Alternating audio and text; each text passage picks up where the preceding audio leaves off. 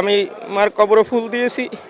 যদি না দিতে পারতাম হয়তো আমার কষ্টটা আপনাদের বুঝাইতে পারবো না বা কেউ বুঝবেও না, কারণ আমি সাধারণ একজন কর্মী ইউনিয়নের, তাও কিন্তু আমি ফুল দিতে পারি আমি খুব খুশি হয়েছি। ম্যাডামের চলে যাওয়ার বিষয়ে বর্ণনা করার ভাষা আমার জানা নাই, তবে উনি বাংলাদেশের মাটি ও মানুষের নেত্রী, গণতন্ত্রের মা, আপসীর নেত্রী।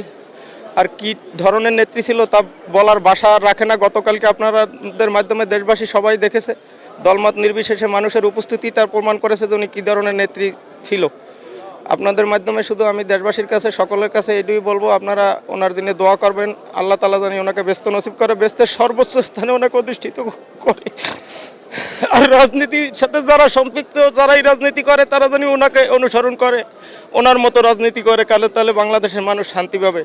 আর আরেকটা কথা আপনাদের মাধ্যমে সারা দেশবাসীকে জানাইতে চাই, গতকালকে আমরা যেমন ঐক্যবদ্ধভাবে সবাই আমাদের মায়ের বিদায় জানিয়েছি, ভবিষ্যতে জানি তারেক সাহেবের পাশে থেকে আমরা সবাই ওনাকে কাজ করার সুযোগ দেই এবং সবাই সবসময় ওনার পাশে থাকি, এই দোয়াই করি বিধাতার কাছে।